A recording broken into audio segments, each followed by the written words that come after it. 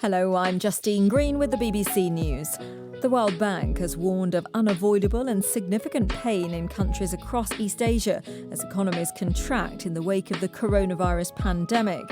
It says the virus poses a big threat to the region's tourism, trade and commodity-driven economies. Karishma Vaswani reports. In China, where it all started, the bank says the virus's impact will see economic growth shrink from 6.1% last year to 2.3% in 2020 if the pandemic doesn't get worse. But if it does, then we're looking at growth of just 0.1% this year. The bank forecasts nearly 24 million fewer people will escape poverty in 2020 because of the virus. Asia, and in particular China, have been the world's economic engine for the last decade. The coronavirus has stopped that growth in its tracks. Recovery will be long and difficult. American Airlines has confirmed it will seek $12 billion in support from the US government to help it through the coronavirus crisis.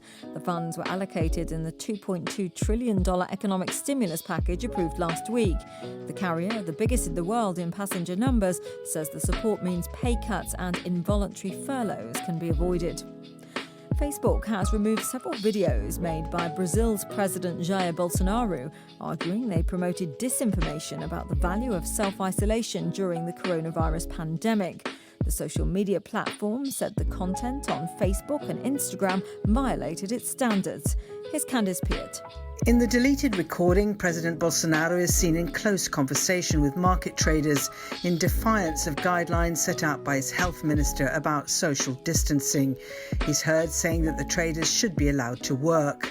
President Bolsonaro has downplayed the seriousness of the pandemic from the start, describing it as just a small flu. He's accused the state governors who've introduced isolation measures of having done so for political reasons. Candice Peart reporting. Scientists in the United States and Britain are carrying out trials on a blood test that can check for more than 50 types of cancer, often before a patient has any symptoms. Experts say such a test would be revolutionary. Here's our health reporter, Michelle Roberts. Their test looks for chemical changes to bits of genetic code that leak from tumours into the bloodstream. The patterns detected can predict whether a cancer is probably present and what type it is. In trials with thousands of patients, the test was able to do this for more than 50 types of cancer, including lung and bowel, even when the person had no symptoms. It gave a correct positive result almost every time, but it did miss some cancers that were there, especially early ones.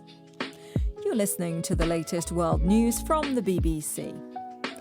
The United Nations Security Council has adopted its first resolution since it began remote working via teleconferencing and email in the wake of the coronavirus outbreak.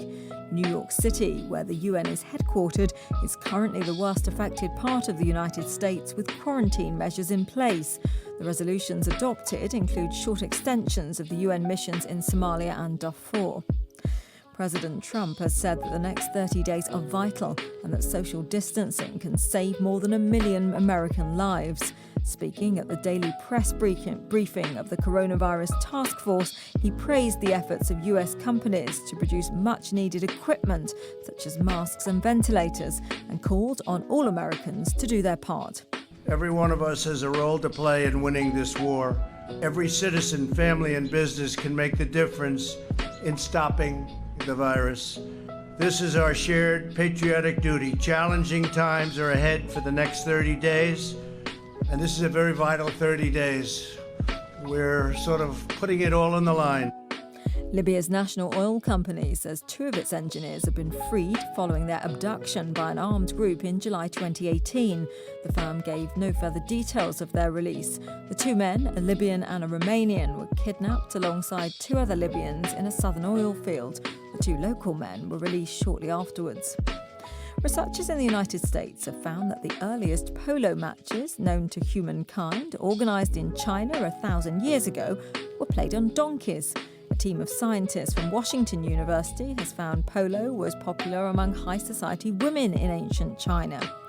The findings are based on the DNA analysis of donkey bones found in the tomb of Qi Shi, a noblewoman who died in 878 AD in Xi'an in northwestern China.